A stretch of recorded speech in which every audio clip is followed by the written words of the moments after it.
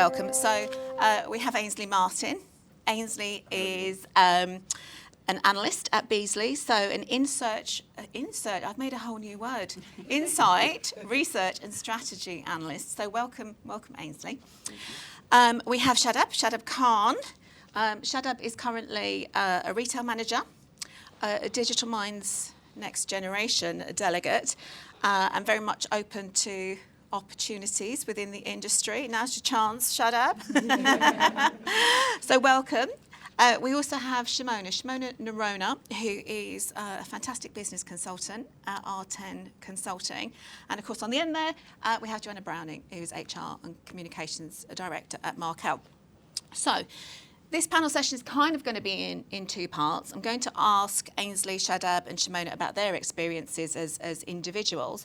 And then we're going to come to Joanna, who's going to give Markel's perspective. So starting with you, Ainsley.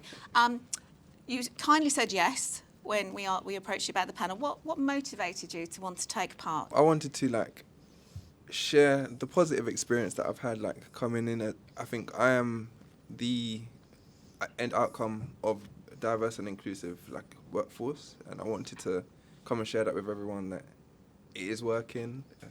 Maybe some people might not think fast enough, but I think it's definitely working. So I wanted to share that experience. Thank you. Thanks, Ainsley. And yeah, as you say, visibility is promoting that. Shimona, I'll come to you next. Yeah. What motivated you to want to volunteer for the panel session? So I wanted to speak with like-minded individuals about a topic that I care greatly about. And I've attended so many panel sessions in the audience, and it's so daunting being on here, but I'm so grateful that I got the opportunity to be sat here talking with amazing people. Oh, we're really, really delighted to have you. Shadab. Hey. Bit nervous, as you can see. Yes, for me it was about taking part in something that resonated. It's a topic that I highly connect with. Having a psychology background, I had plenty of exposure to D&I, right? So much so that I work as an equity champion at my University of East London. Not my university, but at the University of East London. You have your own university. I have my own university, guys. Come on in. We'll all enroll you. I think my interest stems from also personal experiences, right? Being a minority, I have often faced the challenges that are highlighted. Therefore, it's important for me to keep creating dialogue on this topic, right? Being involved, because I think it's vital. It is vital, and it's as part of the Digital Minds and EDII community, we get such a lot from hearing your experiences as well. I asked Kaz earlier, because of course we talk about diversity and inclusion, but who knows that we're talking on the same page unless we clarify what that interpretation is. Ainsley, diversity. What's your definition? Cola bottles in a sweet shop? No, I don't really eat sweets. Oh. But I think that shows the diversity, right? It's the difference. Some people are going to eat sweets, some aren't. Different, what everyone looks like, gender, what people like in terms of sexual preference, what they refer to themselves as. I think that's diversity, and being that difference and enjoying it and embracing that difference. Yeah. Absolutely. Shadab, do you have a different view? No, actually, mine's pretty similar to Ainsley. I would agree with him. I would say, for me, if I were to say simply, it's about celebrating the variety of life that arises from different values, right? And I think it's a great way to engage others, and it's a great way to reflect within as well, because it helps you bring and build up empathy, right? When you think about diversity as well, right? Empathy is so important, and obviously your degree is in psychology, so as we get a lot of insight from you with that understanding and that empathy, so I can see why that's forefront of your mind there, Shadab. Shimona, I'm going to ask you about inclusivity. What does inclusion mean to you? So I'm guessing it's about being able to be your whole self, your whole unique self, without being criticised for who you are.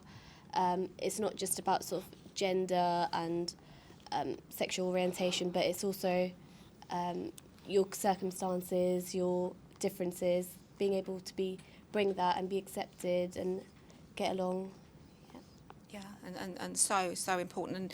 And In the market, there's a number of diversity and inclusion initiatives. There's many. Some more recent and some have been established for a long time. On a personal level, I'm sure that there's different success stories and less success stories to tell about those initiatives. Ainsley, from your perspective, have you got some experience of initiatives that have given you a good impact? Yeah, from a young age, I've been involved in like lots of different initiatives from school leading up to now. I've actually been in contact with London Works. I don't know. I'm showing my age, 27 now. So That's young. You can keep showing your age. I don't call it young, but yeah. So 10 years I've been like in contact with like the right networks, trying to build bridges into the city and building that exposure. So that's definitely helped me to understand different sectors and know where I can access and see what opportunities are there, and they're then shared with me, and I can then even go further to share it with my peer group that are in aren't accessible to the area, but I can share that with my peers, and that's been a success, I think. You've become a role model, would you say?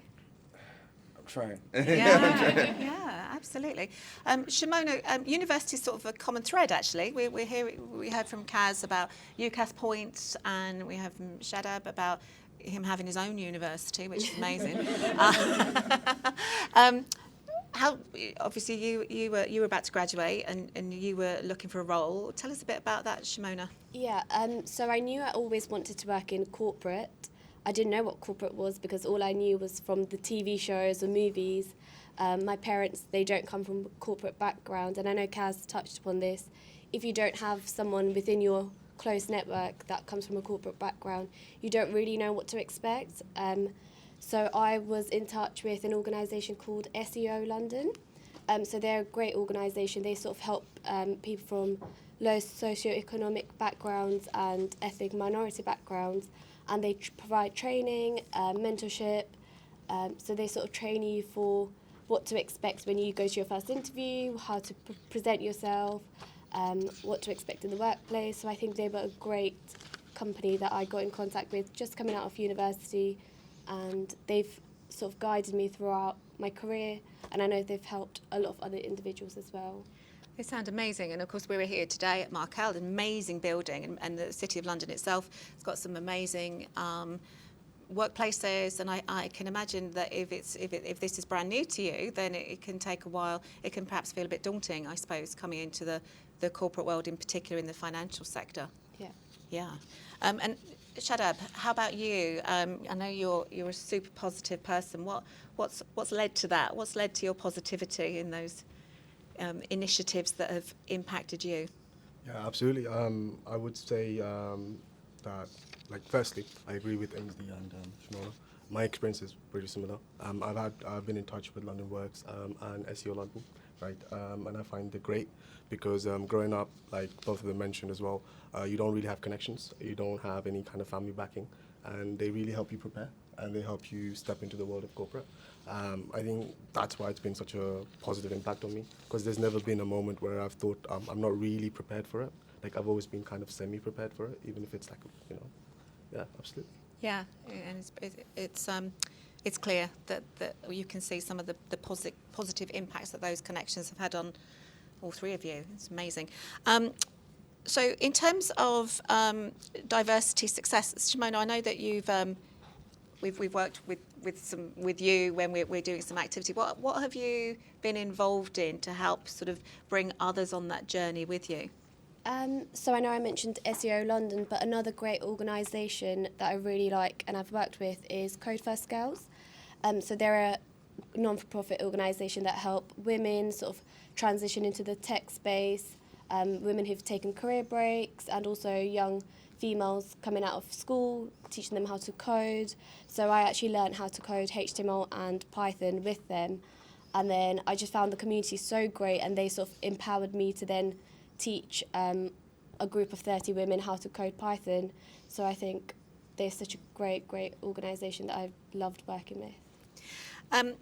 Question for all of you then. So you've had some positive impact, and it seems that does that inspire you to pay it back, to share that knowledge with with the rest of your communities? Ainsley?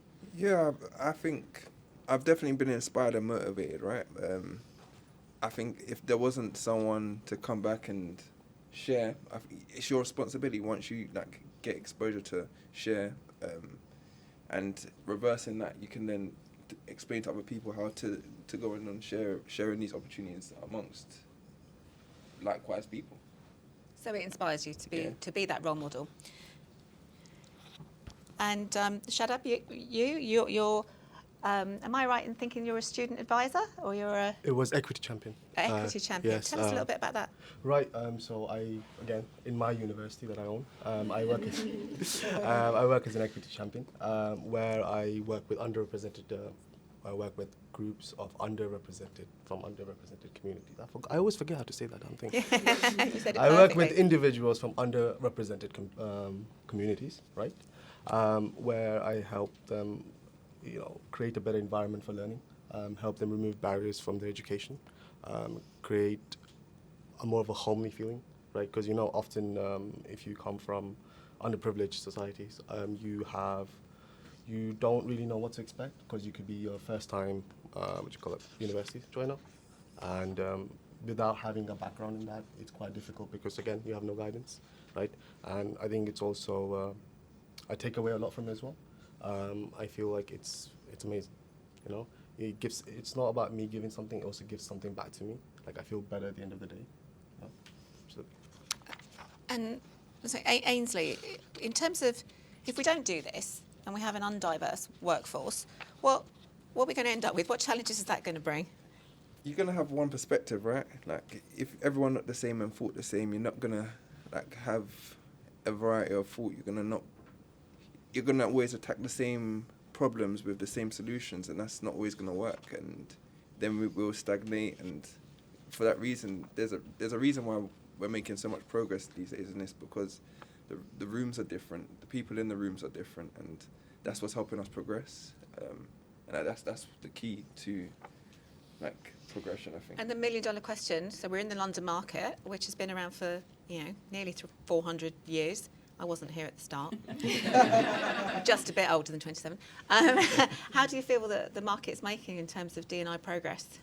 I think it's making the good moves. It's I've joined this year, and I've joined Beazley, and it was great to come into an organisation. My team's a diverse team, full of women and men, different colours, different thoughts, different perspectives. The organisation is diverse. Even yesterday we had a social, and I was able to meet everyone face to face for the first time, and everyone looked different.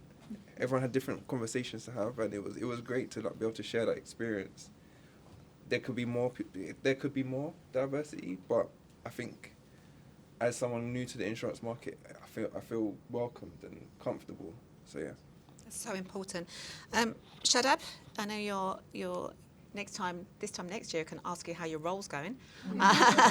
But for now, what's your view on how the London market is approaching inclusivity?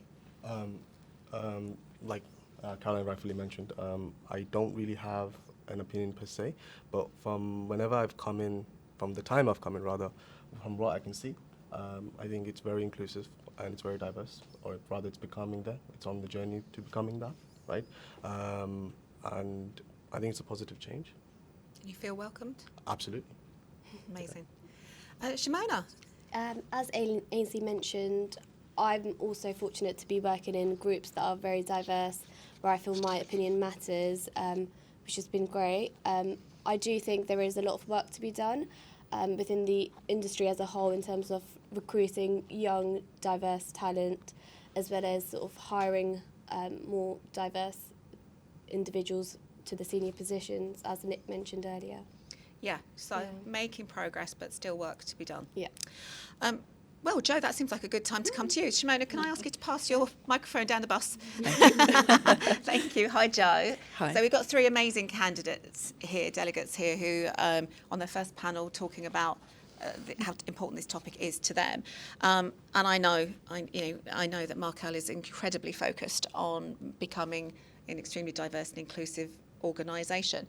How do you deal with that? What processes have you put in place? Markel, it's been part of our story all the way along. We're over 90 years old. We aim to be one of the world's great companies by every definition, not just financially. So it's always been part of our story. But definitely over the last 5 years, we've done a lot more proactively.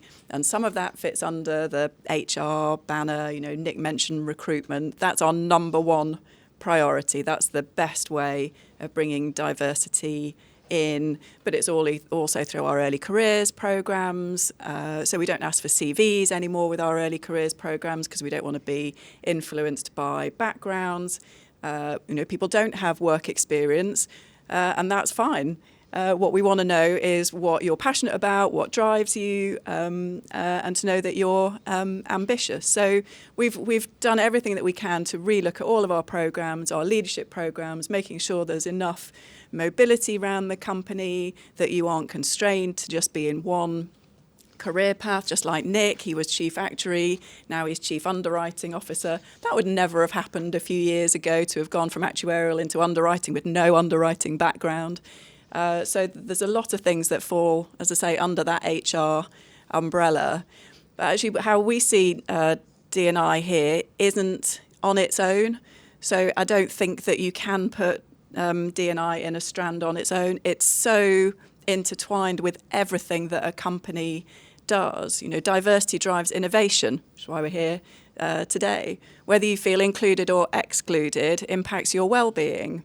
Whether someone says thank you to you and recognises what you've done gives you that sense of belonging. So that you can't separate these things out. So what we've done here is create a framework that we call Style in Action. That's linked to the Markel style, which is our values. And within that, we've got a network for one for inclusion, one for well-being, one for recognition, one for innovation, and one for community. Completely owned by the members of those networks. There's a little bit of oversight for budget, but really they drive all of the ideas, the activities, the events, and we can't keep up with them. The things that are coming out, the change that's coming is absolutely fantastic, but it is recognising that you can't say, D&I, what we're doing for D&I this year is this, this and this. It is all linked. Yeah, so it's evolving. It's evolving as well. So like many massive global insurers, you've got different business units, different lines of business, different regions. It can't be easy to roll out processes across all of those different perspectives and attitudes. How do you drive senior leadership to sort of get on board and to embrace this? And how do you deal with some of those leaders perhaps who may have been around for a number of decades and have different views? What challenges do you face and how do you deal with them, Jo? Give us a little toolkit. We found the best way is often with data. Leaders do generally respond well to the facts. So we have engagement surveys, we have well-being surveys, we look at our exit interview data, our turnover data. So we paint a picture through numbers, because that really then does identify, why is there more turnover in that area? Is it because the environment in that team isn't so great? So, we try to back up with fact and not feeling in these circumstances. But we also find that you can bring it up in virtually any conversation, again, without the D&I label. So I'll give you an example. At the moment, we are recruiting for our new MD for wholesale. So big job, responsible for 70% of our income. So we're taking that role very seriously. Again, as Nick said, completely open process, internal and external. So no more taps on the shoulder. But even in that, as we were talking about, what are we looking for in that person? And the first thing that was mentioned was cultural fit, and it was, let's explore that a little bit, because we all throw out that phrase, you've got to have the right cultural fit. But what does that mean now? Does that exist? Is that real? And anyway, but that prompted just such an interesting conversation about what does that mean. So again, you didn't need to put a label on it, but it was prompting something of, you've got to have someone that fits. Well, anyway, so the answer to the question on that one was that we wanted someone who would really push and challenge and bring different thinking, but would not be disruptive in a negative way. So that the competence that we're looking for there is challenging without disruption. So that was what we decided was important. So Once you dug deeper. yeah, it's fascinating to just have those conversations around those tables. You need somebody with a psychology background, Jo. Oh yes. You talked about those entry-level roles where you don't no longer ask for a CV. What about those mid-level roles where you do ask for a CV? How do you approach those and ensure diversity and inclusion when you're doing that sort of recruitment process? Mm-hmm. It starts from the moment that a manager says that they would like to hire. It's how we put together a job description. We put all of our job descriptions through software that looks for bias, so it gives you a score. It will pick out language that doesn't feel inclusive. So even how we put job descriptions out, we make sure feel as open to all as possible. And then again, as Nick mentioned, we have recruiting right training. You know how you know what are the qualities that you're looking for. How will you interview for that? How will you measure that? The candidate experience is so important. We're not where I want us to be there. We're still pushing to make that as good as possible. But it's at every stage we've got real rigour in the process. So there simply cannot be a tap on the shoulder or they're a good guy conclusion anymore. Old school way. Old school. Old school Yeah. way. Absolutely.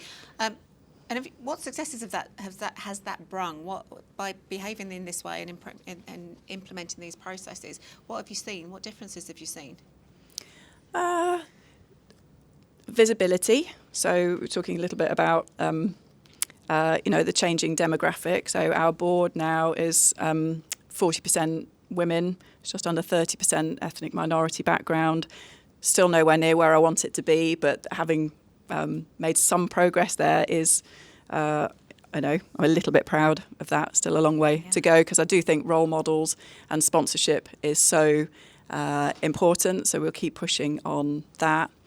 I think a lot of it is also the day-to-day changes that we've seen. So the practical things, these working groups that Nick mentioned, that came from a survey that we did over the summer that generated lots of ideas. And it was things like, it'd be really great if we had a prayer or faith room. And when we were going down the list, the exec went, "Oh, but that's such a quick win. Why haven't we done that? Let's do it." And then we started to say, but does it need to face a certain way? What would need to be in it? Does it need to be lockable? Does it need to be bookable? And then we had that moment of, we are totally the wrong group of people to be deciding on what that room should look like, hence the working group. So we're trying to find all of those ways day in, day out to make the experience better. So lots of practical ways. And then the other way that we've seen a lot of success is with storytelling. Again, it's great to hear your stories today, because I think the power of storytelling and people being vulnerable makes the world of difference. We did a video a few years ago called "This Is Me," and it was people telling their stories of suicide, depression, and the vulnerability of these people. It was a proper jaw-dropping moment.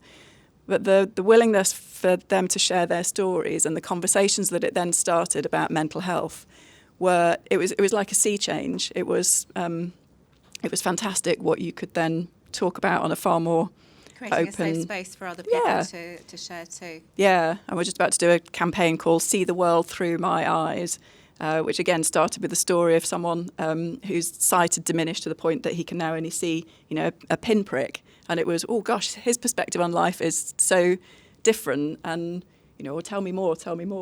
Yeah, absolutely. So yeah, we found storytelling is far, far more impactful than us going out with big strategy statements and real life experiences. Yeah. Absolutely. I'd love to, again, we always run out of time on these things. We've just got time. Would anybody like to ask the panel a question? Who's got... hello, Elizabeth. Elizabeth from Beazley. Yes. Hello, Elizabeth. I've got one for Joanna from a sort of a HR recruiting perspective, and ourselves as well from Beazley. I've been at Beazley for 6 years. I've seen a huge change, particularly just using the exec as an example. When I first started, we had 1 female, and we now have 5, and that's just in 6 years. So I definitely see the change happening. Do we need to, how do I word this, be mindful, or do you think it could be an issue of it becoming a bit of a tick box exercise, in the sense that I want to make sure I get my job because I'm good and not because I'm a female, and vice versa in all of those areas? Do you think it's something that we need to be worried about or concerned about or keep in mind when we're going through this change? And I've heard a number of people voice that same concern, and so I think it is something that we have to bear in mind. But that's why process is so important, and being able to back up why you are doing something. So rather than simply saying we want diverse shortlists, where it's then, oh, well, okay, I can find 4 women to every 6 men on a shortlist. That's not the point. It's what has every person earned their place on that shortlist. It's simply saying to an agency, no, I'm not seeing enough difference on that shortlist. Go out and work harder, please. Find more and bring me back. And then having that objectivity at every stage. What are the criteria? How does that person fit against it? Giving feedback, making sure people are learning from every experience that they go through. So I want to be able to look every person that is offered a job in the eye and say, you have earned that fair and square. But that comes from having a really open process and going through it. And and we got a bit of resistance at the beginning, managers saying, oh, but it'll take a bit longer. And actually, we've, again, data, we've been able to show if you recruit right the first time around, less turnover, less cost, less disruption with people leaving. So to step through a process in a really structured way, again, win-win-win. Absolutely. And you're so right. You talked earlier, Jo, about data, and data can be used to support that avoidance of tokenism. So we all want to be, like you've just said, feel that we're selected for our value. And I can see from your processes there, Jo, that that's easy to evidence from the process that you go through. Another question? Charlotte, hello. Charlotte from QIC. Yes. My question's also to Joanna. Sorry, guys. But I'm sure that there's a lot of people in the room who are working at companies where they have initiatives, but they're not really seeing it paying off. It feels a bit maybe like lip service. They're not walking the walk. Where did the sort of drive for the change and the way of working at Markel that you guys have in place? Because listening to what you're saying, it's a huge amount of time and effort and money that's going into this, and as it should be. Where does the sort of starting point for that, was it driven by HR, was it driven by employees, was it sort of senior management? How did that all come about? I think in the early days it was quite HR driven, and I got to the point where I was a bit fed up with that, because it felt off to the a little bit off to the side, and it felt a little bit projects and and it was this isn't the way to drive real change. And that's where the style and action idea came from, was that ground up of the best people to say how a company should evolve. Well, how it should protect what it's got that's great, but also how it should evolve and be better are the people, the employees. So it really was let's create something which means that people can put their hand up for something that they're passionate about, whether it's well-being, recognition, inclusion, etc., and then to give them the decision-making. So with things like that, I don't see D&I as being the decision-making of leaders. They can set the tone, but the decision-making shouldn't come. It should come from all sides and all perspectives. So I think there was quite a shift at that point. So we're about 18 months into the style and action framework. Again, it's not perfect. There's still a lot that we need to refine, but the pace of change has been so much faster, and the authenticity of what we now do Nick mentioned again the group around LGBTQ plus voices, and that was based on feedback that we weren't getting it right. So we did a Pride campaign, and it wasn't good enough. It didn't feel real enough, and it was okay, we're going to do better next year, but we're going to have the right people decide what that should look like. So, and people, you mentioned about time and money. What we found is that people have been really willing to give up their time. We're trying to make sure that managers do allow time within the day job, or the span of hours, and that has, But we found people have given more hours than we ever thought that they could, because they're passionate about it, and that sense of giving back something more than the job that they're employed to do. It's a legacy point for the insurance career that goes beyond the job that you're doing, the company that you work for. It's being part of something that's bigger than you. And I think there's a big hook in that for a lot of people. Absolutely, and actually I got asked a question to put to the panel earlier. The question was, how can people become an ally? How you guys are diversity champions and advocates, of course. How can people become diversity allies? What works well? Got any suggestions or views? I think from myself, I think it's just being encouraging, continue to have conversations, just speaking with people. I remember joining Beazley and just going around and, at first it was virtual, right? So Teams, just like, hey, I joined Beazley 2 weeks ago. Want to introduce myself, and just continue to do that. Now I'm in the office. Hey, I've been at Beazley 10 months now. Just want to introduce myself and just continue to do that. And not just with people that look like me, but with everyone. And that allows for inclusiveness and having that voice and sharing your experience. I think that's the key. That'd be a takeaway that you'd say. Yeah. I think everyone should do that. I think you should always go around just saying hey, and smiling. We can channel Ainsley. Hey, Shadab, what was your Ainsley moment? What would your takeaway for the audience be?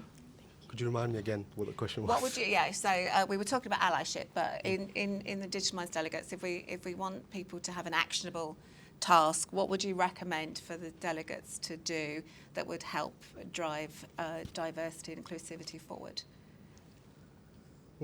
I would definitely agree with Ainsley. I would say get yourself out there. You are a representative of your own self, right? So the more you're out there, the more people recognize you, and the more of a norm kind of becomes, right? In terms of what they can do to be more inclusive and diverse, the empathy and authenticity are two of my favorite words, right? I would say be more empathetic, right? And be more authentic about who you are. Those two things go hand in hand. And I'd say, yeah, definitely, let's do. Thank you, Shadab. Shimona, what's your advice to our audience? What do you want them to do? I'd say actions speak louder than words. So be kind to the people that you work with, even if you don't work with them. Be kind to people on the street, because a lot of people just talk about diversity, but if there's no action, how do you get people to change? So just even if it's something small, it can make a big difference to someone. Thank you, Shimona. Last words to you, Ms. Browning. What would the action be that you'd like our audience to bear in mind? What would a takeaway on driving D&I forward from their own perspective? What have you found works well for your individuals? I think it's that sense of accountability, and we can all play a part. Companies can stump up cash to support things, leaders can role model, but actually we can all play a part, and we should play a part. And it can be the little things day in, day out, or it can be the big things, but we can all play a part.